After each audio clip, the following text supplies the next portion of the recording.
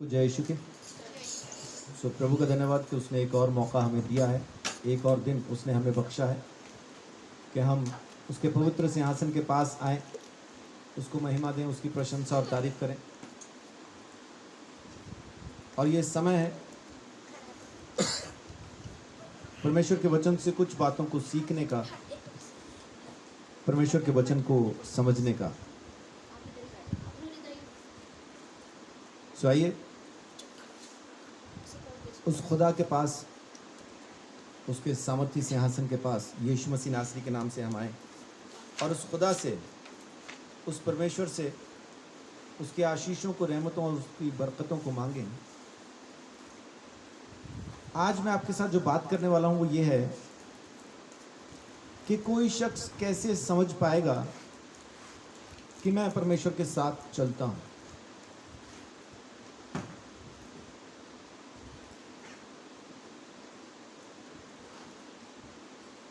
एक भाई हैं, YouTube पे हमें फॉलो करते हैं, लगातार फॉलो करते हैं और वो हर प्रचार को सुनते हैं, सुनने के बाद कमेंट करते हैं। और उनके अंदर एक सवाल था कि कैसे हम जान पाएं कि मैं परमेश्वर के साथ तो चल रहा हूँ, कैसे हम उसको समझ पाएं कि मैं परमेश्वर के साथ चलता हूँ। तो आज इसी बात को लेकर मैं कोशिश करता हूँ कि हम बात कर पाएं इस बारे में। और हमारे भाई जो राहुल YouTube पे हमें फॉलो करते हैं, उनका ये सवाल, उनका कहना है कि हम चर्च भी जाते हैं, बाइबल भी पढ़ रहे हैं, दशमांश भी दे रहे हैं, भेंट भी दे रहे हैं, सभाओं में भी काम कर रहे हैं, हर जगह पे सबसे आगे हैं, लेकिन ये कैसे समझ पाऊँ कि क्या ये काम करते हुए वाकई में मैं उस खुदा के साथ हूँ, क्या मैं सच में उसके साथ चल रहा हूँ। इस बात को समझना, इस बात को जानना ज़रूरी है। सो ये मेरे साथ आप निकालिए व्यवस्था विवरण 8 अध्याय और उसकी दूसरी आयत।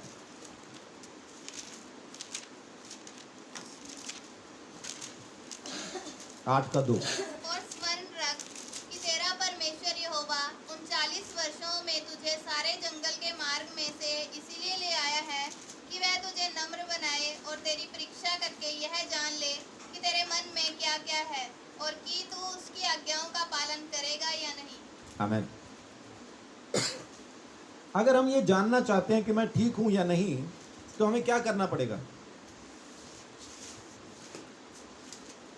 ठीक हूं या नहीं, इससे मेरी मुराद है मैं तंदुरुस्त हूं कि नहीं, मेरा शरीर ठीक है कि नहीं। अगर ये जांचना हो, जानना हो, तो क्या करना होगा?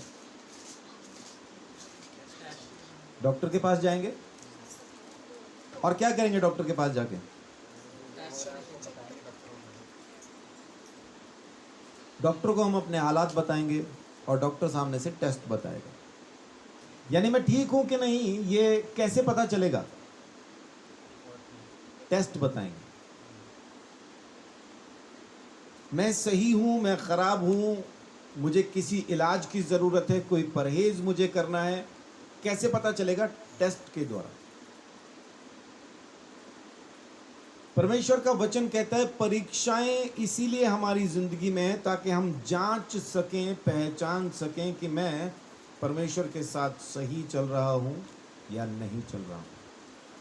चर्च में आना, बाइबल पढ़ना, प्रार्थना करना, दान दशमांश देना, हालेलुया गाना, BTH कर लेना, MTH कर लेना, MDiv कर लेना, डॉक्टरेट कर लेना, ये तमाम चीजें इस बात का सबूत नहीं है कि मैं परमेश्वर के साथ हूं या परमेश्वर मेरे साथ है।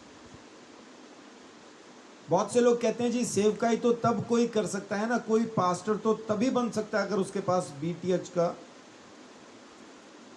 सर्टिफिकेट हो। और बहुत से मसीहियों को भी ये है, मैंने तो जी कोई बाइबल कॉलेज में पढ़ाई नहीं की, तब भी लोग कहते हैं सेवा करो। मैं कैसे कर सकता हूँ, मैंने कौन सा कोई बाइबल कॉलेज में पढ़ाई की।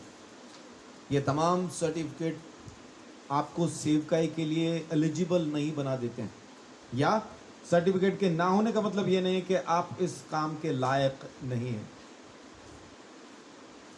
सर्टिफिकेट हमने बाद में बनाए, जैसे धर्म बना के इंसान खुद ही पंगे में फंस गया ना, वैसे ये सर्टिफिकेट बना के भी हम खुद ही पंगे में फंसे हुए हैं। बीटीएच करेगा तो पास्टर है, नहीं करेगा तो पास्टर नहीं है, ऐसा। लेकिन असल कहानी क्या है? असल कहानी ये है कि जो परीक्षाएं आती हैं जिसकी वजह से ईसाइयों को सबसे तगड़ी समस्या हो जाती है। जैसे ईसाइयों की जिंदगी में परीक्षा आती है, परमेश्वर को उल्टा कहना शुरू कर देते हैं, मैं तो ये करता हूँ, मैं तो वो करता हूँ, किसी का बुरा नहीं करता हूँ, फिर मेरे साथ ये सब क्यों हो रहा है? परमेश्वर इस परख में, इस जांच में आपको बताना चाहता है कि आप सही हैं या गलत हैं, आप उसके साथ हैं या नहीं, वो बताना चाहता है। मैंने प्रार्थना किया, सामने वाला चंगा हो गया, लेकिन मैं खुद बीमार हूं, तो लोग इस बात को क्या बोलते हैं? शरीर है जी, बीमारी तो आती रहती है। हाँ, सच है, शरीर है तो बीमारी आती रहती है, लेकिन उसका चंगा हो जाना क्यों जरूरी है? क्योंकि यीशु मसीह ने मार खा के हमको चंगाई दी। अगर वो बीमारी घर कर गई है, नहीं जा रही है, तो जांचने की जरूरत है, एक बार टेस्ट करवाने की जरूरत है। मैं परमेश्वर के साथ सही हूं या नहीं हूं। जब तक ये टेस्ट नहीं होता, परेशानी रहती है। अभी दोबारा से एक बार इसी वचन को पढ़ें, व्यवस्था विवरण 8:2। और स्मरण रख कि तेरा परमेश्वर यहोवा 39 वर्षों में तुझे सारे जंगल के मार्ग में से इसीलिए ले आया है कि वह तुझे नम्र बनाए और तेरी परीक्षा करके यह जान ले कि तेरे मन में क्या क्या है, और कि तू उसकी आज्ञाओं का पालन करेगा या नहीं। जी, 40 साल के रास्ते में वो ले आया परीक्षा करने के लिए कि हम परमेश्वर के साथ हैं या नहीं। 40 साल। और परीक्षा किस किस तरह से की? देखिए 16 में क्या लिखा है। और तुझे जंगल में मन्ना खिलाया, जिसे तुम्हारे पुरखा जानते भी ना थे, इसीलिए कि वह तुझे नम्र बनाए और तेरी परीक्षा करके अंत में तेरा भला ही करे। कैसा परमेश्वर है? खाना खिला के परीक्षा कर रहा है। दूसरा कोई और होता तो क्या करता? भूखा रख के देखता, है ना, भूखा रख के देखता, देखो अब क्या कहेगा। वो खाना खिला के परीक्षा कर रहा है। खाना खिला के कैसे परीक्षा की होगी उसने? हाँ जी, रोज खिलाया, 40 साल खिलाया, रोज खिलाया। परीक्षा क्या है इसमें? एक बार और पढ़ के देखिए, निर्गमन 16:4।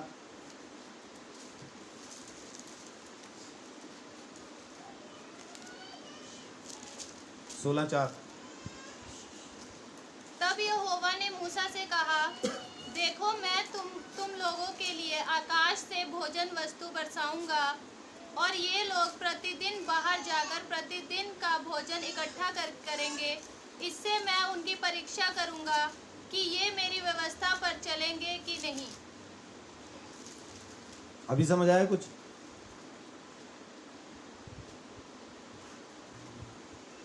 क्या समझ आया? वो करना था ना, भोजन इकट्ठा करना था, रोज का ही करना था, मतलब फालतू नहीं करना था ना, तो शायद उसमें चेक। सबत के दिन पे कुछ नहीं करना था। सबत के दिन मन्ना बरसेगा नहीं, सबत के दिन कोई इकट्ठा भी नहीं करेगा, और खाली शुक्रवार के दिन को 2 दिन का इकट्ठा करना है। बाकी हर रोज सिर्फ रोज का इकट्ठा करना। लेकिन कुछ थे मेरे जैसे भुक्कड़, वो क्या करते थे? रोज डबल इकट्ठा कर लेते थे, पता नहीं कल बरसेगा या नहीं बरसेगा। और जब वो सोमवार को 2 दिन का इकट्ठा कर लेते थे, तो मंगलवार को जब सुबह उठ के देखते थे तो उसमें कीड़े पड़े होते थे। मंगलवार को इकट्ठा करते थे तो बुधवार को सुबह उसमें कीड़े होते थे, बुधवार को इकट्ठा करते थे तो वीरवार को कीड़े होते थे, वीरवार को इकट्ठा करते थे तो शुक्रवार को कीड़े होते थे, शुक्रवार को अगर 2 दिन का इकट्ठा करते थे तो शनिवार को वो ताजा मिलता था, कीड़े नहीं होते थे, क्योंकि परमेश्वर ने कहा था 2 दिन का कर लेना, इसलिए दूसरे दिन भी उसमें कीड़े नहीं पड़ते थे। और कुछ लोग ज्यादा इकट्ठा कर लेते थे, कुछ मेरे जैसे सुस्त भी होते थे, थोड़ा इकट्ठा करते थे, लेकिन बाद में क्या होता था, वो घूम फिर के सबका पूरा हो जाता था। खाना खिला के परीक्षा कैसी की, मैं खाना दे रहा हूं, लेकिन क्या तू उसमें संतुष्ट है? कभी कभी परमेश्वर हमको बड़ी आशीषें, बड़ी बरकतें दे देता है और इसी को हम समझते हैं कि बस यही सबूत है इस बात का कि मैं परमेश्वर के साथ हूं। ये इस बात का सबूत नहीं है। वो सब कुछ दे के परीक्षा करना चाहता है कि अब हम कैसा चलते हैं, क्या परमेश्वर के साथ चल पा रहे हैं या परमेश्वर से अलग होकर चलना शुरू कर देंगे। वो भर पेट दे देता है, हमें रोज का दे देता है, भर पेट दे देता है, इतना देता है कि खाओ, खत्म नहीं होगा। लेकिन साथ में परीक्षा ये है कि क्या वो परमेश्वर की महिमा के लिए है या अपनी ही तसल्ली, अपनी ही संतुष्टि के लिए। परमेश्वर खिला के परीक्षा ले रहा है ना। और व्यवस्था विवरण 8:2 में अभी हमने पढ़ा, व्यवस्था विवरण 8:2 में क्या लिखा था कि मैं ये सब करके, तुम्हारी परीक्षा करके क्या जानना चाहता हूं, तेरे मन में क्या है। मन की बात कब बाहर आती है? 2 टाइम पे, 2 टाइम पे मन की बात बाहर आती है। एक, जब इंसान जरूरत से ज्यादा खुश हो, तब पता नहीं कुछ भी कह जाता, खुशी में कह जाता है सब कुछ। और दूसरा, जब बहुत ज्यादा गुस्से में हो या दुख में हो, दुख में भी गुस्सा आ ही जाता है ना। तो उस टाइम पे 2 हालात के अंदर इंसान अपने अंदर की भड़ास बाहर निकालता है। तो परमेश्वर गुस्सा करके वो नहीं करवाना चाह रहा हमसे, प्रसन्न करके जानना चाहता है कि हमारे मन में क्या है।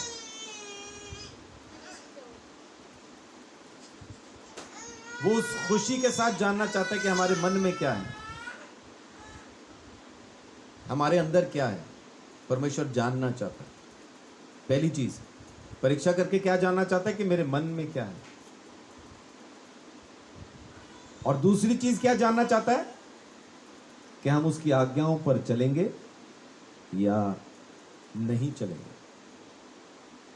अगर आपने अपने आप को जांचना है कि मैं परमेश्वर के रास्तों पर हूं या नहीं, तो अपने आप को अकेले में बैठा के जांचिए कि क्या सच में आप परमेश्वर की आज्ञाओं को मान रहे हैं। वो चाहे कष्ट उठा के ही क्यों ना माननी पड़े। अब 2 दिन का इकट्ठा क्यों करता होगा कोई? एक, दूसरा कारण, जल्दी नहीं उठना पड़ेगा। लेट उठेंगे तो क्या होगा? धूप निकलती थी तो वो गल जाता था, खत्म हो जाता। तो धूप निकलने से पहले पहले बटोरना है ना। इससे पहले धूप निकल आए, बटोरना है।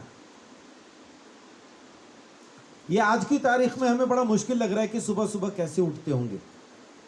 क्यों मुश्किल लग रहा है? क्योंकि हमारे पास लाइट है। लाइट की वजह से हम 11, 12, 1 बजे तक भी जाग सकते हैं। चलिए पुराने ज़माने में चलते हैं, उस जंगल में चलते हैं, उस वीराने में चलते जहाँ पे इजरायली थे। क्या वहाँ कुछ लाइट का सिस्टम था? क्या था? आग का खंभा रात के टाइम पे, है ना। लेकिन क्या उनके लिए वैसे रोशनी का कोई इंतज़ाम था? वैसे कोई इंतज़ाम नहीं था। तो 5-6 बजे के बाद अंधेरा हो जाता, मैक्सिमम 7। अगर 8 बजे भी कोई सो जाए और 8 घंटे सोए तो कितने घंटे हुए? कितने बज जाएंगे 8 घंटे के बाद? 4 बज जाएंगे पूरा 8 घंटे सोने पे। तो 4 बजे तो यूं भी आंख खुल जाएगी 8 घंटे सो के। तो फिर जल्दी उठने में भी उनको क्या समस्या थी। लेकिन ये सुस्ती जो है ना, ये सुस्ती उठने नहीं देती। लोग उठ भी जाते हैं तो उठते नहीं।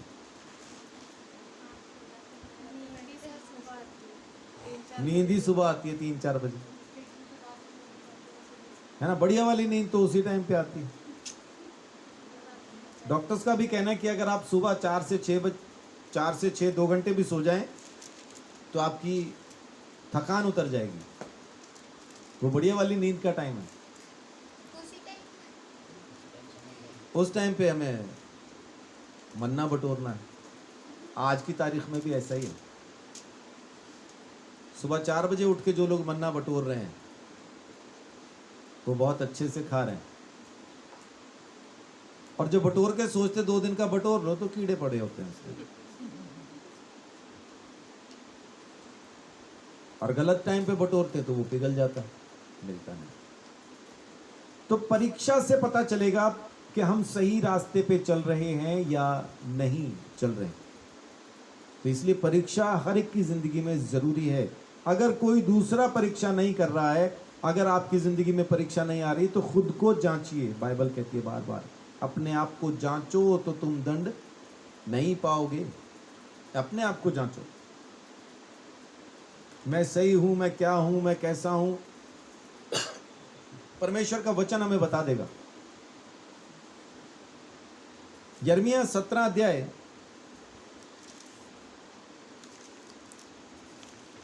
और उसमें जब आप देखते हैं उसकी 7 और 8 में,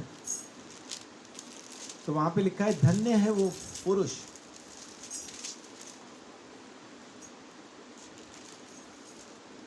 धन्य है वह पुरुष जो यहोवा पर भरोसा रखता है, जी, जिसने परमेश्वर को अपना आधार माना हो। वह उस वृक्ष के समान होगा जो नदी के किनारे लगा हो और उसकी जड़ जल के पास फैली हो। जब धूप होगी तब उसको ना लगेगी, उसके पत्ते हरे रहेंगे और सूखे वर्ष में भी उनके विषय में कुछ चिंता ना होगी, क्योंकि तब वह तब भी फलता रहेगा। आमीन। धन्य है वो पुरुष जिसका भरोसा परमेश्वर पर है, जिसने परमेश्वर को अपना आधार माना है। यानी जो कुछ भी है बस परमेश्वर है, मैं कुछ नहीं। अपने आप को जांचने के लिए इस वचन से अपने आप को जरूर जांचना चाहिए कि क्या सच में मेरा आधार परमेश्वर है, या मेरा आधार मेरी नौकरी, मेरा बिजनेस, मेरी बीवी, मेरा पति, मेरे बच्चे, मेरे माँ बाप, मेरा घर, मेरा कारोबार, मेरा खानदान, मेरी जात। क्या है मेरा आधार? अगर मेरा आधार यीशु मसीह है, जब मैं सेवकाई के लिए, असल में सेवकाई के लिए नहीं निकला था, एक आवाज से पीछा छुड़ाने के लिए निकला था। लेकिन मेरी माँ ने निकलते टाइम पे मुझे कहा था, पंचकुला से जब मैं निकला था 2005 में, मेरी माँ ने कहा था कि बेटा अब तूने हल पे हाथ रख दिया है तो मुड़ के नहीं देखना।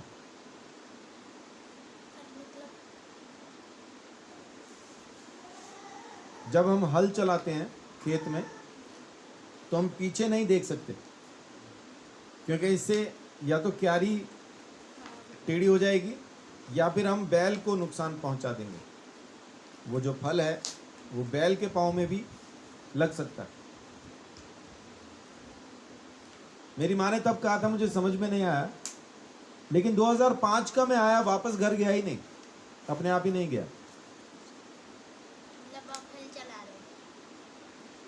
तो मैंने जो सेवकाई में हल पे हाथ रखा तो फिर मैंने मुड़ के नहीं देखा। उस वक्त मुझे वो बात समझ में नहीं आई थी, अब समझ में आती जो मेरी माँ ने तब कहा था। परमेश्वर के वचन से अपने आप को जांचना है तो इस वचन को जरूर देखें कि धन्य है वो मनुष्य, धन्य है वो पुरुष जो यहोवा पर भरोसा रखता है, जिसका आधार परमेश्वर है। जब तक मैं घर से नहीं निकला था मेरा आधार मेरा परिवार ही था। मुझे कुछ भी चाहिए तो मुझे मेरे परिवार से ही मिलना है, मुझे ये मालूम था। लेकिन 2005 में जब मैं आया तो मेरा आधार बदल गया। आज मेरा आधार परमेश्वर है। मुझे कुछ चाहिए, मुझे नहीं चाहिए, सही समय पे मेरा परमेश्वर मेरे लिए मुहैया करता है। आमीन। मेरे लिए इंतजाम करता है। उसके इंतजाम के आगे सब कुछ फीका है, सब बेकार है। तो तो अपने आप को उस परमेश्वर के हाथ में सौंप के रखें, क्योंकि परीक्षा इसीलिए है ताकि हम जांचे जा सकें, परखे जा सकें। दो तरह का विश्वास हमारे पास है। एक ऐसा विश्वास है, या इसको यूं समझिए, हमें जमीन में से अलग अलग जगह से दो टुकड़े मिले, दोनों ही पीले दिखते हैं। मेटल मिला, मजबूत मेटल है, उस पे मारो तो टूटता नहीं, टन की आवाज आती है, और दोनों ही पीले दिख रहे हैं। तो क्या हम ये मान लें कि दोनों ही सोना है? कब पता चलेगा सोना है? उसे बजा के देखो, बजा के देखो। जब उसको जांचा जाएगा, कसौटी पे उसको घिसा जाएगा, तब पता चलेगा सोना है, पीतल है, क्या है। तो दो तरह का विश्वास हमारे पास है।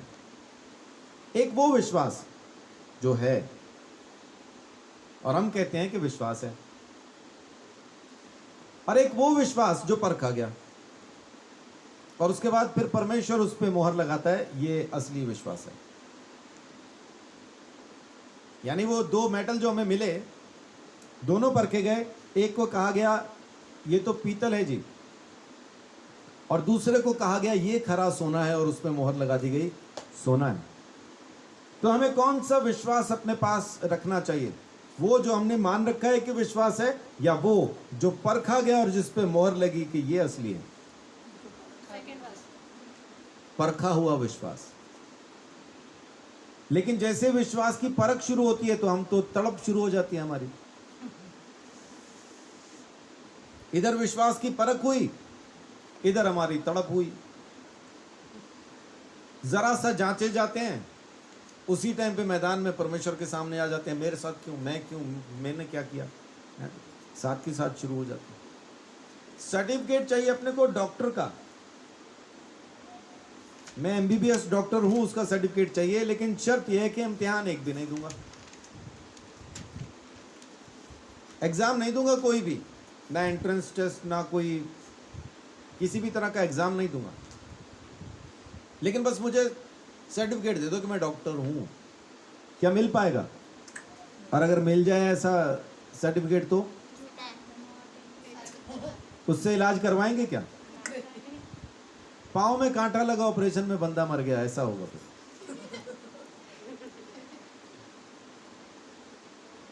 है ना? बड़ा ऑपरेशन हुआ, 36 घंटे चला, हुआ क्या था? पाँव में कांटा लगा था।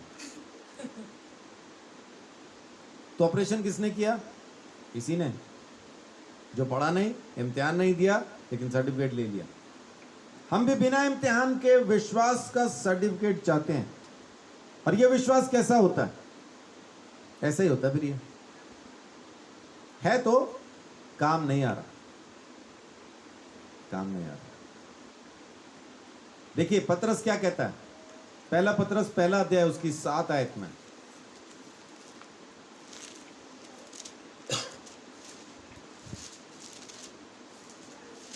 और यह इसलिए है कि तुम्हारा परखा हुआ विश्वास, कौन सा विश्वास? परखा हुआ विश्वास, जो आग से ताए हुए नाशवान सोने से भी कहीं अधिक बहुमूल्य है। आमेन। कैसा है? आग में ताए हुए नाशवान सोने से भी अधिक बहुमूल्य। कितना कीमती है ये परखा हुआ विश्वास। ये परखा हुआ विश्वास ही हमको चाहिए। पढ़िए क्या कहता है एक बार पतरस, दोबारा से पढ़ दीजिए। और यह इसलिए है कि तुम्हारा परखा हुआ विश्वास, जो आग से ताए हुए नाशवान सोने से भी कहीं अधिक बहुमूल्य है, यीशु मसीह के प्रकट होने पर प्रशंसा और महिमा और आदर का कारण ठहरे। आमीन। यीशु मसीह के प्रकट होने पे प्रशंसा और महिमा और आदर का कारण क्या चीज ठहरेगी? हमारा परखा हुआ विश्वास। हमारा विश्वास नहीं, हमारा परखा हुआ विश्वास। तो अपने विश्वास की परख होने दीजिए। तब पता चलेगा कि आप परमेश्वर के रास्ते पे हैं या नहीं। ये परीक्षाएं, ये समस्याएं, ये मुसीबतें बताती हैं कि आप खुदा के रास्ते पर हैं या नहीं। और कमाल की चीज क्या है कि उस समय में खुदा खुद आपके साथ होता। आमीन। वो छोड़ के अलग नहीं हो जाता, साथ में होता है। वो साथ में ही होता है, क्योंकि खुदा साथ में है तो हमें परखे जाने में भी दिक्कत नहीं होती। लेकिन अगर खुदा साथ ना हो, वो परमेश्वर साथ ना हो, फिर तो समस्या है ही। तो मैं सही रास्ते पर हूं या नहीं कैसे पता चलेगा? अपने आप को जांचने से।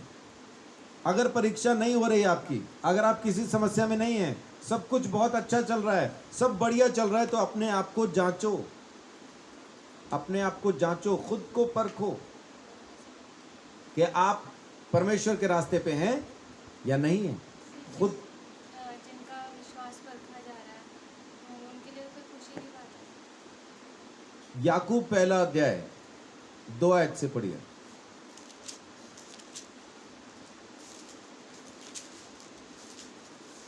हे मेरे भाइयों, जब तुम नाना प्रकार की परीक्षाओं में पड़ो तो इसको पूरे आनंद की बात समझो, आगे। यह जानकर कि तुम्हारे विश्वास के परखे जाने से धीरज उत्पन्न होता है। पर धीरज को अपना पूरा काम करने दो कि तुम पूरे और सिद्ध हो जाओ और तुम में किसी बात की घटी ना रहे। आमीन। किसी बात की घटी? जब तुम नाना की परीक्षा में पढ़ो, अच्छा, नाना प्रकार की, नाना तो परीक्षा में वो पहले से ही हो गया। नाना पहले ही फैल हो लिए। नाना तो पहले पास। नाना प्रकार की परीक्षा मतलब अलग अलग तरह की परीक्षाएं। जब तुम नाना प्रकार की परीक्षाओं में पढ़ो तो इसे पूरे आनंद की बात समझो।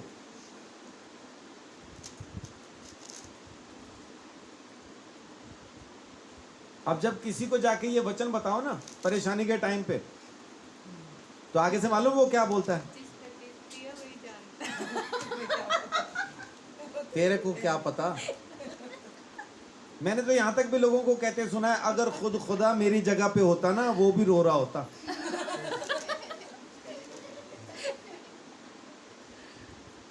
तुझे क्या पता मुझ पे क्या बीत रही है। रात को नींद नहीं आती, दिन को चैन नहीं आता, आंसुओं से प्यास बुझाता हूं। हैं, बिल्कुल ही खत्म होती कहानी उनकी, जाके बताओ तो।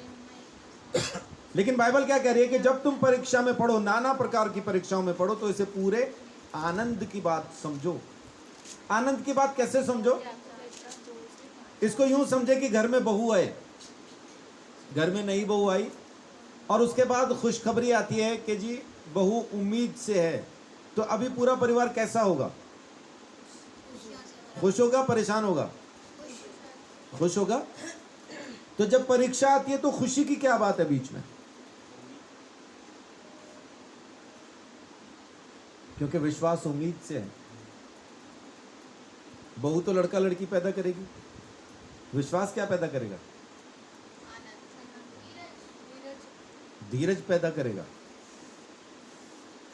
जब तुम नाना प्रकार की परीक्षाओं में पढ़ो, इसे पूरे आनंद की बात समझो, क्योंकि तुम्हारे विश्वास के परखे जाने से धीरज उत्पन्न होता है। जब विश्वास परखा जाएगा तो गर्भ धारण करेगा, और जब विश्वास गर्भ धारण करेगा तब सब्र पैदा होगा, जो हमारे अंदर है नहीं। हमको सब अब भी चाहिए, अब भी, अब भी, अब भी। पेशेंस, सब्र, धीरज। और धीरज क्या होता है? दो लोग खड़े इंतजार कर रहे होते हैं, एक सड़क पे नाच रहा होता है, आए नहीं, आए नहीं, आए नहीं, अभी नहीं आए, इतना टाइम हो गया, अभी नहीं आए, आए नहीं, अब तक नहीं आए। एक नाच रहा होता है, आए नहीं, पता नहीं आएंगे कि नहीं आएंगे, फोन करके देख, जल्दी देख, तब भी कह रहा था मैं आ रहा हूँ, अब भी कह रहा आ रहा हूँ, झूठ बोल रहा है, पता नहीं कहाँ होगा, ये होगा वो होगा, दे तड़प दे तड़प दे तड़प दे तड़प। और दूसरा भी उसके साथ ही इंतजार कर रहा है, वो साइड में पेड़ के नीचे पत्थर के नीचे बैठा हुआ, उसको बार बार कह रहा था कोई नहीं आ जाएगा, कोई नहीं आ जाएगा। दोनों इंतजार तो एक ही बंदे का कर रहे हैं, लेकिन एक सड़क पे नाच रहा है, आए नहीं आए नहीं आए नहीं आए नहीं आए नहीं आए नहीं आए नहीं आए नहीं आए नहीं, और दूसरा आराम से बैठ के कह रहा है आ जाएंगे। आप दोनों में से कौन है? अगर सड़क पे तड़प रहे हैं तो पत्थर पे आ जाओ, बैठो आराम से, हो जाएगा, कोई बात नहीं। आखिरी टाइम तक भी उम्मीद नहीं छोड़ना। जब मैंने पहली बार चर्च प्लॉट के लिए पैसे भरे थे, हालांकि वो वापस आ गए क्योंकि हमें दिया नहीं गया वो प्लॉट, किसी और को, किसी दूसरी संस्था को, एक हिंदू संस्था को मंदिर के लिए वो प्लॉट अलॉट कर दिया गया गवर्नमेंट की तरफ से, सेक्टर 10 में। ये जो वैष्णो देवी मंदिर बना हुआ है, ये इसके लिए हमने अप्लाई किया था। हाँ, तो आखिरी दिन था उस दिन, वो पैसे अप्लाई करने के लिए, वो एप्लीकेशन लगाने के लिए आखिरी दिन था, और मैं नहा धो के तैयार हो गया, पैसे है नहीं, पैसे है नहीं। तो मुझे पूछा जा रहा है तू नहा धो के बैठ गया, तैयार हो के बैठ गया, पैसे तो है नहीं। तो कोई बात नहीं, अभी आ ही रहे होंगे पैसे, अभी करना है, अभी करना है। मैंने प्रभु को बोला आज ही करना है, तो अभी पैसे आ रहे होंगे, टेंशन नहीं। मैं नहाया धोया तैयार होके बैठ गया इंतजार में, और फिर जल्दी से कहा चाय बना लो फटाफट, जाने का टाइम हो गया, 10 मिनट रह गए बस। और चाय पी के भी बस फिर मैं तैयार ही था, चाबी भी उठा ली थी मैंने, निकलने के लिए तैयार ही था। उस टाइम पे दर्शन भाई और मधु बहन आए, बिल्कुल आखिरी टाइम था वो। तो आके मुझे कह रहे हैं पास्टर जी हमने सोचा प्लॉट के लिए जो आपने अप्लाई करना है पैसे नहीं है, तो उन्होंने एफडी में से लोन लेके वो पैसा फिर मुझे दिया था अप्लाई करने के लिए। पता नहीं अन्नू को भी पता है कि नहीं। और वो बिल्कुल आखिरी दिन था, आखिरी टाइम था, अप्लाई कर दिया गया। आपको भी ऐसा ही उम्मीद रखनी है। मूसा इजराइलियों को लेकर निकला और लाल समुद्र के पास पहुंच गया, पीछे फिरौन, आगे समुद्र। क्या मूसा ना उम्मीद हुआ था? मूसा ना उम्मीद नहीं हुआ। दूसरों को भी कह रहा है डरो मत, चुपचाप खड़े रहो, खुदा की नजात के काम देखो। लेकिन जब हमारे साथ ऐसा होता है ना, तो हमारा सब्र खत्म हो जाता है। हम क्या बोलते हैं, बस अब कुछ नहीं हो सकता, बस अब कुछ नहीं हो सकता, अब तो सब खत्म, तबाह बर्बाद हो गया, हम तो लूट गया। वो आखिरी टाइम पे परमेश्वर काम करता है। धीरज धरना। ये धीरज कब आएगा? जब आपके विश्वास को परखा जाएगा।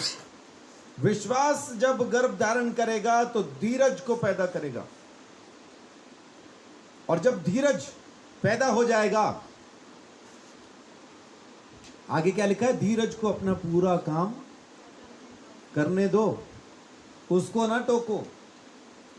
धीरज को, सब्र को बेसब्र ना करो, धीरज को पूरा काम करने दो, तब तुम पूरे और सिद्ध हो जाओगे और तुम में किसी चीज की घटी नहीं रहेगी। लेकिन दूसरी तरफ कुछ और भी है जो गर्भ धारण करता है। इसी अध्याय में देखिए, नीचे आ जाइए,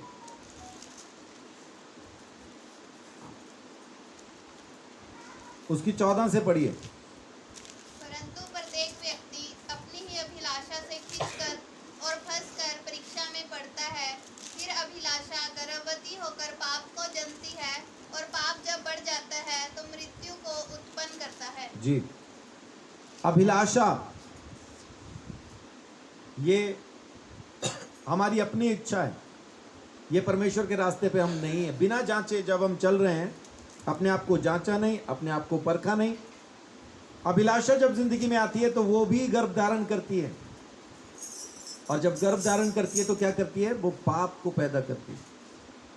विश्वास जब गर्भ धारण करता है तो क्या पैदा करता है? धीरज। अभिलाषा जब गर्भ धारण करती है तो क्या पैदा करेगी? पाप। धीरज जब अपना पूरा काम कर लेगा, धीरज जब बढ़ जाएगा, तब क्या होगा? हम पूरे और सिद्ध हो जाएंगे। और पाप जब बढ़ जाएगा तो क्या करेगा? मृत्यु को पैदा करेगा। तो इसलिए अपने आप को दोनों तरह से जांचिए। आप अभिलाषा में हैं या विश्वास की परख में? अगर विश्वास की परख में है तो धीरज पैदा होगा, समझ लीजिएगा आप विश्वास की परख में। और अगर बेसब्री है, बेचैनी है, अभी क्यों नहीं मिल रहा, हो क्यों नहीं जा रहा, चीजें क्यों नहीं मेरे हक में आ रही हैं, अगर वो सब कुछ है तो समझ लीजिए कि अभिलाषा गर्भ धारण कर चुकी, पाप पैदा हो गया, और पाप बढ़ता जाएगा तो मृत्यु को पैदा करेगा। जैसे एक बार देखा है कि यीशु मसीह पानी पर चला, मुझे विश्वास में भी चलूंगा, वो डूब गए। एक नहीं, ऐसा कई डूबे हैं। हाँ, ये बोलते हैं, वो डूब गए। बहुत से विश्वासी ऐसे हैं जो पतरस चला था, मैं भी पानी पे चलूंगा बोल के चलते हैं और गुड़ुप वो आखिरी बार चलते फिर पानी पे, उसके बाद वो जमीन पे भी नहीं चलते हैं, वो विश्वास कैसे होते हैं? है ना। 4 लोग ऐसा ही थे, नौजवान सेवकाई के लिए निकले, उनको परमेश्वर का आत्मा बोल रहा है सामने वाले गांव में जाओ, प्रचार करो। जब ये जाने लगे तो उस दिन उस बीच में एक नदी आया करती थी, उसमें बाढ़ आई हुई थी। उस दिन पीछे बारिश होगी, नदी की वो जो बरसाती नदी होती है ना, वो वाली नदी थी, पीछे से पानी आ गया तो उस दिन ज़्यादा था उसमें पानी, तो किश्तियाँ भी नहीं चल रही थी। तो वो 5 लोग थे, वो उनमें से 4 बोल रहे हैं नहीं नहीं, परमेश्वर ने बोला है कि तुम जाओ पार, तो हम अभी जाएंगे। प्रभु तूने पतरस को कहा चल, हम भी चलेंगे। उनमें से एक ही था जो बोल रहा था प्रभु ने ये नहीं कहा कि तुम आज ही जाओ, और ये भी नहीं कहा तुम पानी पे चलो, उसने कहा है सामने जाके प्रचार करो। तो चलेंगे, हम जाएंगे ज़रूर, जैसे ही टाइम मिलेगा ज़रूर जाएंगे, रास्ता सही होगा हम ज़रूर जाएंगे। आज ही के लिए नहीं बोला उसने, लेकिन ये 4 नहीं माने। तू विश्वास में कमज़ोर है, तू हट जा, बीच में से दूर हो जा, तेरी वजह से हमें भी नुकसान होगा। ये पीछे खड़ा होकर उनको यही कहता रहा, प्रभु ने हमें नहीं कहा पानी पे चलने के लिए, पतरस को कहा था, नहीं सुनी। चारों ने आपस में हाथ पकड़े, नदी में पांव रखा, और उसके बाद सीधा स्वर्ग में।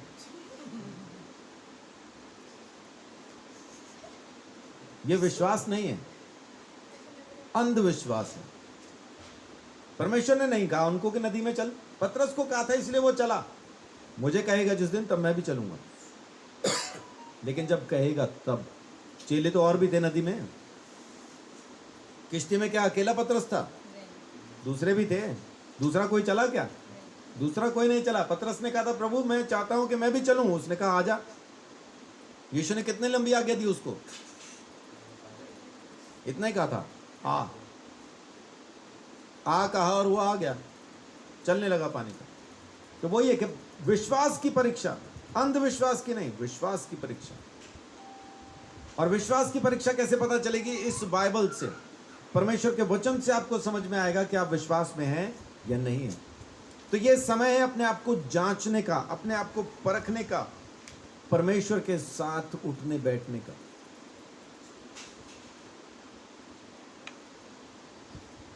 यशायाह नबी की किताब,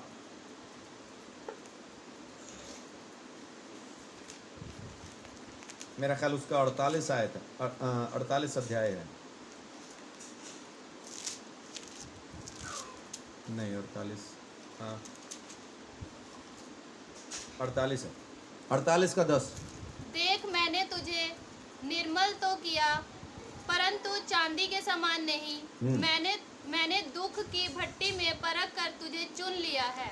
कैसे चुन लिया है? दुख की भट्टी में परख कर तुझे चुन लिया है। हम उस भट्टी में जाना नहीं चाहते, हम खाली दूर से दर्शन पाना चाहते, दुख की भट्टी के उसमें जाना नहीं चाहते। जैसे ही जाएं दुख की भट्टी में तो फिर बस हमारे अंदर शोले फिल्म के वीरू की आत्मा जाग जाती है, चढ़ जाते फिर अपन पानी की टंकी पे, मर जाऊंगा, कट जाऊंगा, हट जाओ, और कुछ नहीं सूझता फिर, है ना। या तो तू मर जा या तो तू ही मर जा।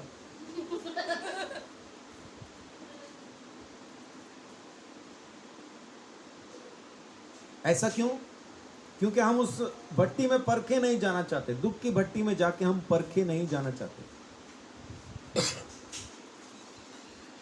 हर किसी को, जो कोई भी प्रभु यीशु मसीह में आया, शुरू में ये प्रचार कर दिया गया, यीशु में आ जाओ सारे कष्ट खत्म हो जाएंगे। लेकिन कमाल क्या होता है, यीशु में आओ तो कष्ट शुरू हो जाएंगे। बात है, कष्ट खत्म नहीं होंगे, यीशु में आने के बाद शुरू होते हैं। वो परीक्षा का समय है। लोग क्या कहते हैं दूसरों को, जाके स्कूल में दाखिला ले लो, तुम्हारे इम्तिहान खत्म।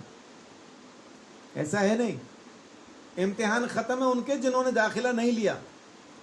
जो स्कूल के बाहर है उनका कोई इम्तिहान नहीं, लेकिन जो स्कूल में आ गया, जिसने एडमिशन ले ली, उसका इम्तिहान शुरू होता।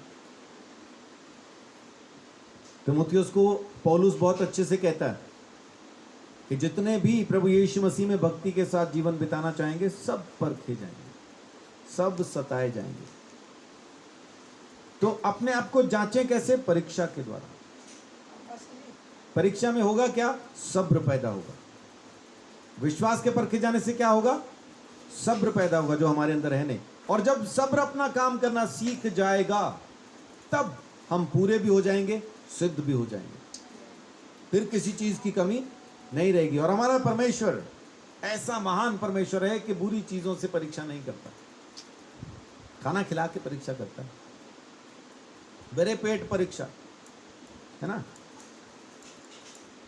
जहां तक मेरी याददाश्त काम करती, मेरा ख्याल व्यवस्था विवरण 29:4 है।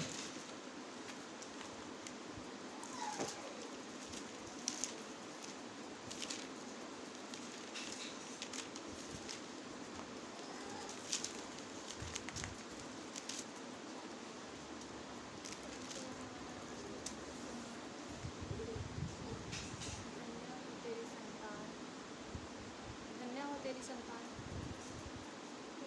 व्यवस्था विवरण हाँ जी। 29 का 5 है, 4 नहीं 5 है। मैं तो तुमको जंगल में, हाँ जी, मैं तो तुमको जंगल में मैं तो तुमको जंगल में 40 वर्ष लिए फिरा, और ना तुम्हारे तन पर वस्त्र पुराने हुए। ये कमाल की चीज है। देखो, 40 साल कपड़ा पुराना नहीं हुआ, अपना 40 घंटे में हो जाता। 40 घंटे कौन पाएगा? हो गया ना पुराना 40 घंटे में, सोच के ही हो गया। अपन 6-7 घंटे में कपड़ा बदल देते हैं। 40 बार पहन लिया तो फिर 40 बार पहन के मन से उतर जाता। लेकिन अगर ना ले पाए तो फिर भी पहन लेंगे, चलो, है ना, 400 बार भी पहन लेंगे अगर वो सही रहेगा तो। लेकिन एक ही कपड़ा 40 घंटे पहन रखा हो तो क्या हालत होगी कपड़े की, और क्या हालत होगी पहनने वाले की।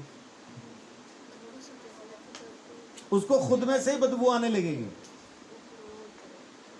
40 घंटे कपड़ा पहनने के बाद खुद में से ही स्मेल आने लगेगी कि ये मैंने क्या पहन रखा, मैं क्यों हूं, कहाँ हूं। लेकिन वचन क्या कह रहा है? 40 साल में तुम्हें लिए फिरा और तेरे तन के कपड़े पुराने ना हुए। इसका मतलब है 5 साल का बच्चा जिसने कपड़े पहन रखे थे, वो 40 साल परमेश्वर के पीछे चला, 45 साल का वो हो गया, लेकिन उसके कपड़े पुराने नहीं हुए।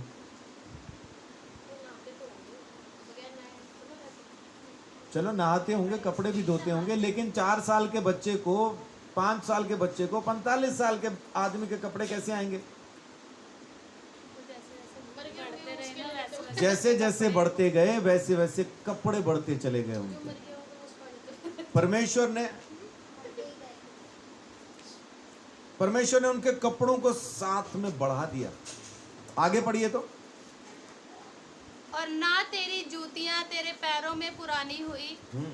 रोटी जो तुम नहीं खाने पाए, और दाख मधु और मदिरा जो तुम नहीं पीने पाए, वह इसलिए हुआ कि तुम जानो कि मैं यहोवा तुम्हारा परमेश्वर हूँ। आमीन।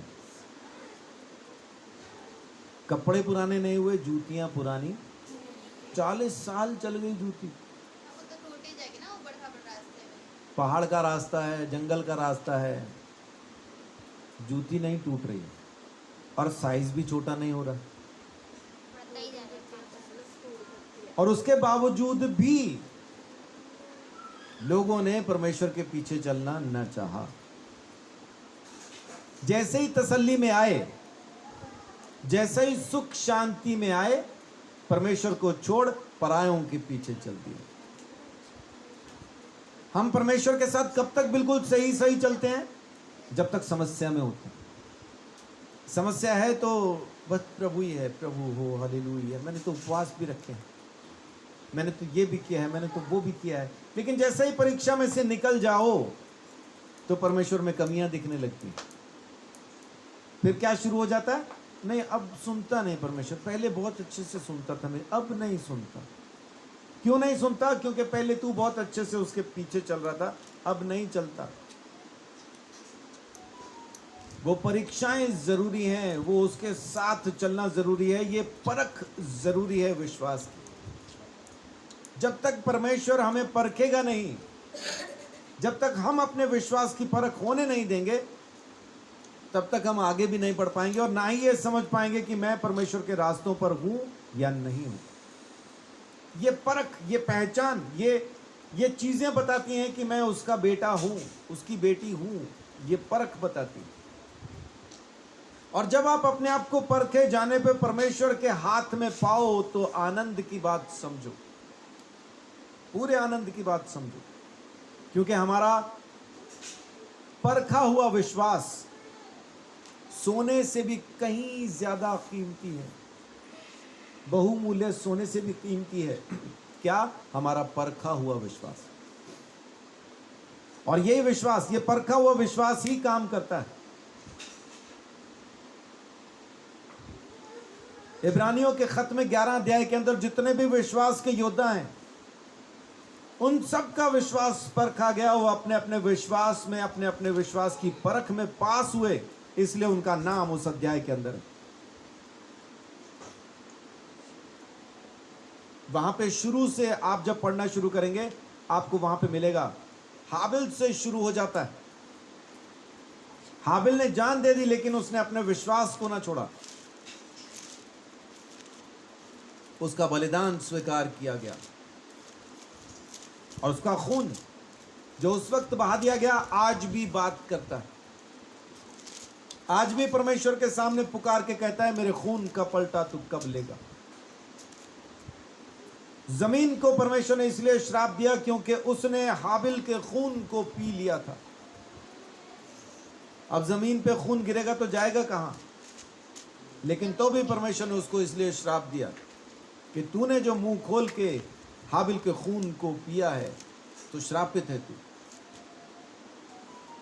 उसके बाद नूह के जमाने की बात, नूह का विश्वास, जिन दिनों बारिश होती ही नहीं थी उन दिनों उसने जहाज बनाया ताकि उसका खानदान बचाया जा सके।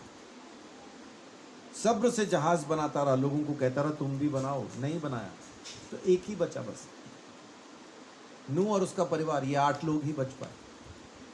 हनोक जो जिंदा उठा लिया गया। अब्राहम जिसको पता ही नहीं था, 75 साल का एक बूढ़ा जिसको परमेश्वर ने कहा मेरे साथ चल, मैं तुझे देश दूंगा। कौन सा? बता दूंगा। जाना कहां है? बता दूंगा। अच्छा, जब मैं वहां पहुंच जाऊं मुझे पता कैसे चलेगा यही देश है? बता दूंगा। क्या आप इन शर्तों पे चलेंगे उसके पीछे? इन शर्तों पे कोई नहीं जाएगा। अब्राहम गया विश्वास से, परमेश्वर ने कहा है जरूर करें।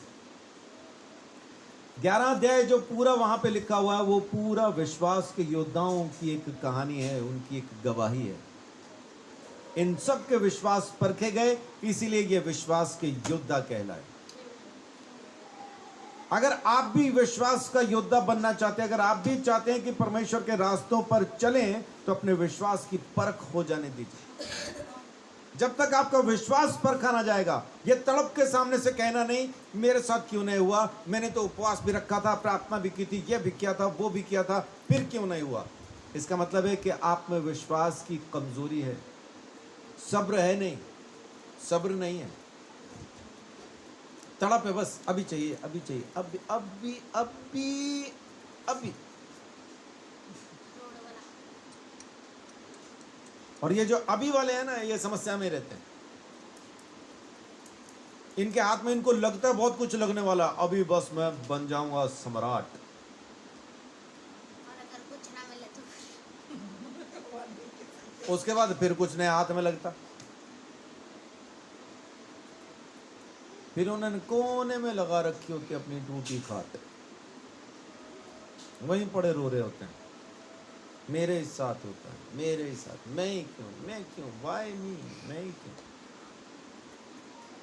क्योंकि सब्र नहीं है, विश्वास में बढ़ना है। और अगर अपने आप को जांचना है कि मैं सच में परमेश्वर के रास्ते पर हूं या नहीं, तो अपने विश्वास की परख हो जाने दीजिए।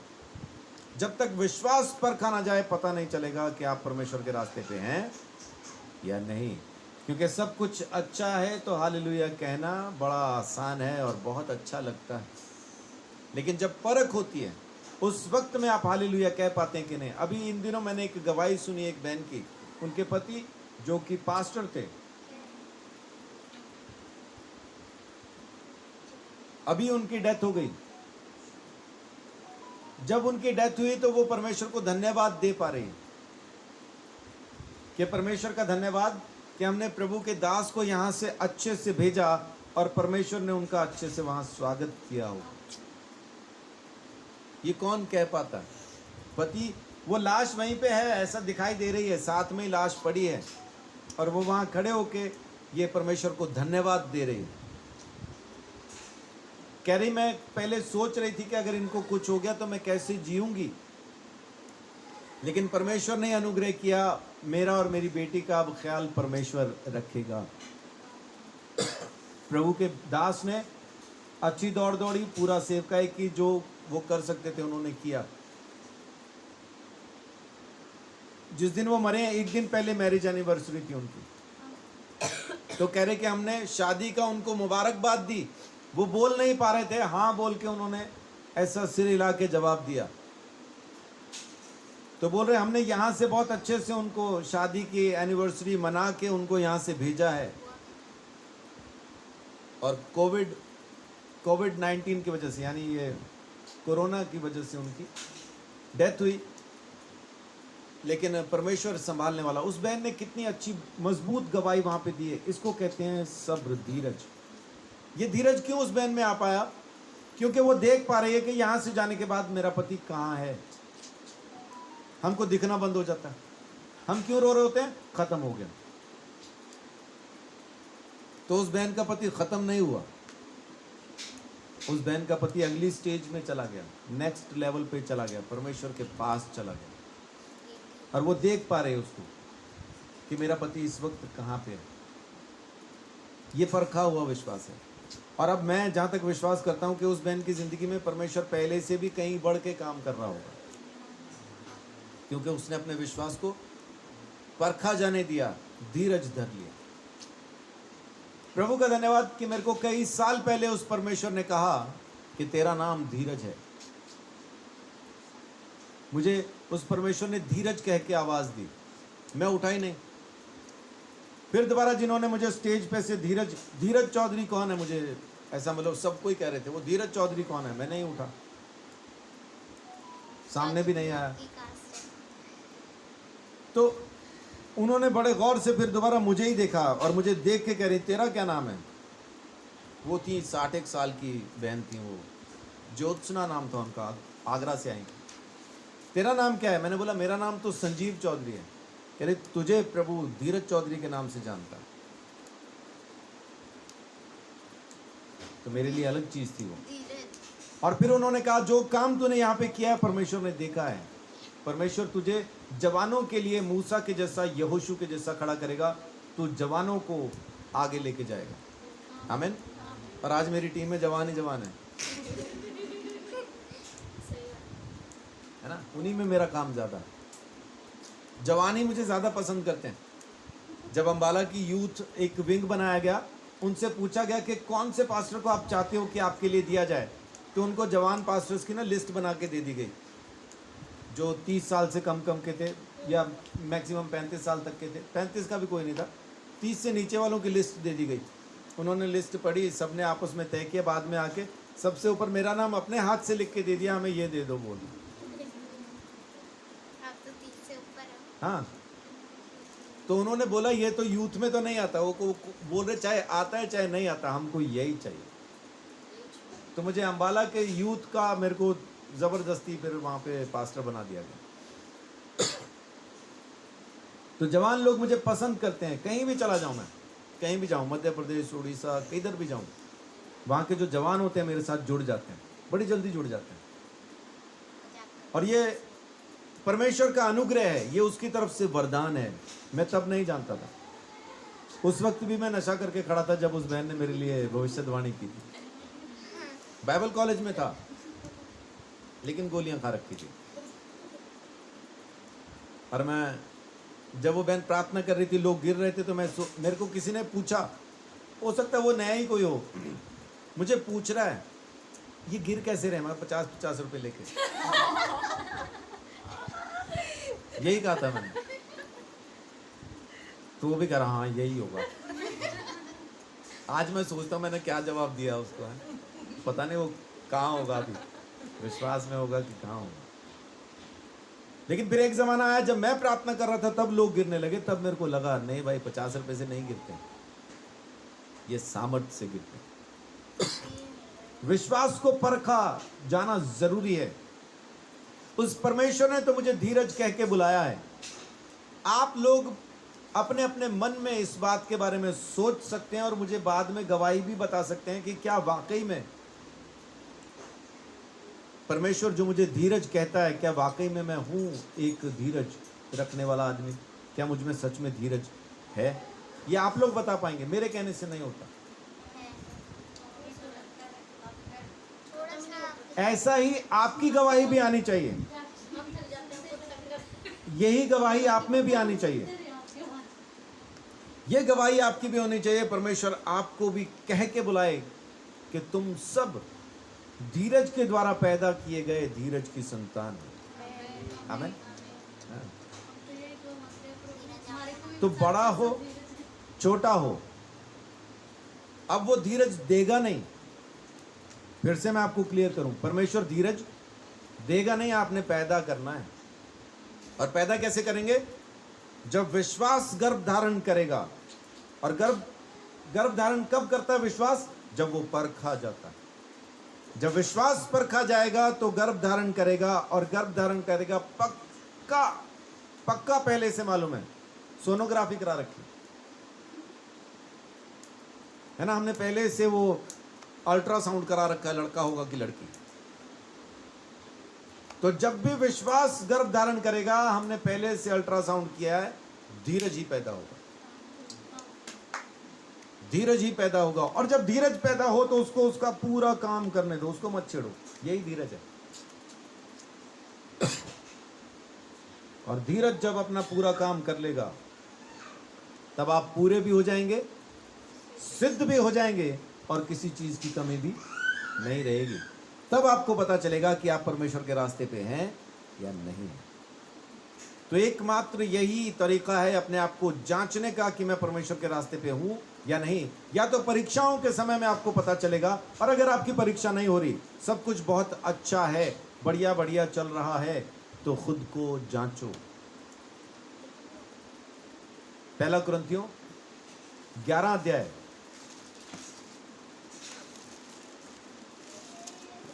मेरा ख्याल उसकी 31 आयत है।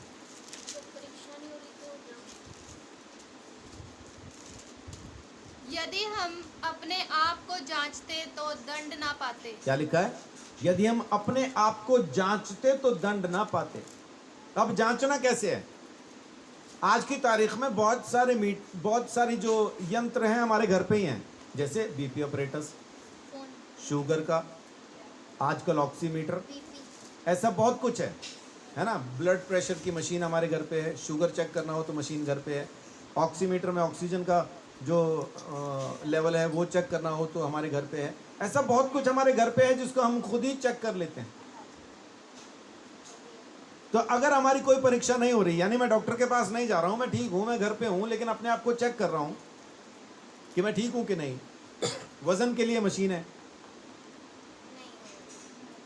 अन्नू और को दिलवाई थी हमने मशीन, तो अन्नू को बोला वजन करके देखो, तो अन्नू चढ़ी मशीन के ऊपर, तो उसमें से आवाज आई कुछ वजन तो रखो।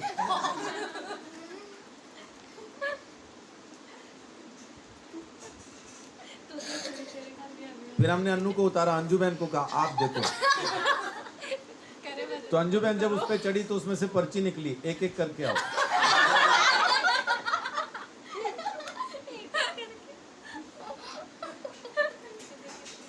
तो अगर मैं ठीक हूं,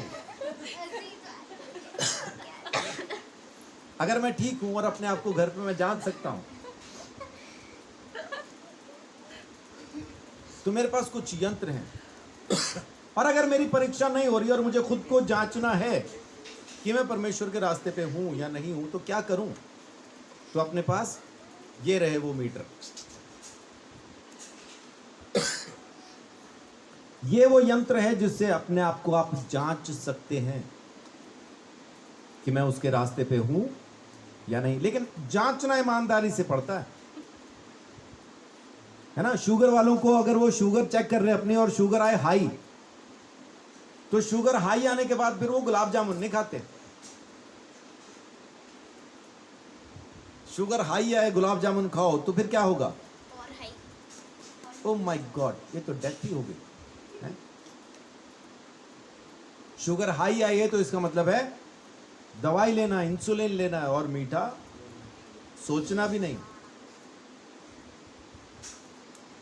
यही है ना, शुगर हाई हो जाए तो दवाई लो, मीठे के बारे में सोचना भी नहीं। ये क्यों करते हैं हम? क्योंकि अपनी जान से मोहब्बत है और हम इसको बचाना चाहते हैं, इसलिए बड़ी ईमानदारी से अपने आप को जांचने के बाद, टेस्ट करने के बाद वैसा ही करते हैं जैसा यंत्र बताते हैं। तो जब आप अपने आप को जांचें परमेश्वर के रास्तों पे, तो ईमानदारी से जांचें। फिर जब इस यंत्र से, इस बाइबल से, परमेश्वर के वचन से अपने आप को जांचते हैं, तो ईमानदारी से जांचो। और अगर आपको इसमें भी लगे कि पाप हाई आ गया है, तो फिर पाप के बारे में सोचो भी नहीं। शुगर हाई आ गई तो शुगर के बारे में, मीठे के बारे में नहीं सोचना। और इस यंत्र से अगर पाप हाई आ जाए तो पाप के बारे में नहीं सोचना, परहेज शुरू कर देना, बचना शुरू करना है, क्योंकि जिंदा रहना है।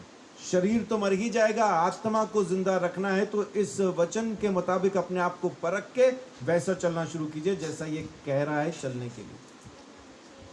तब आपका विश्वास परखा हुआ सोना बन जाएगा, सोने से भी कहीं उत्तम बन जाएगा। और उस विश्वास को जब आप इस्तेमाल में लेके आएंगे, तब होंगे चमत्कार प्रभु यीशु मसीह के नाम से। आमीन। तो यूं जांचें अपने आप को कि हम परमेश्वर के रास्ते पे हैं या नहीं। सो परमेश्वर आप सबको बहुत आशीष, बड़ी बरकत दे, अपने अनुग्रह के अंदर संभाल के रखे। अपने आप को जांचिए, परखिए, क्योंकि आपके परखे जाने से, विश्वास के परखे जाने से धीरज पैदा होगा। धीरज अपना पूरा काम करेगा, तब आप सिद्ध भी हो जाएंगे, पूरे भी हो जाएंगे। परमेश्वर आप सबको बहुत आशीष, बड़ी बरकत दे। जय यीशु।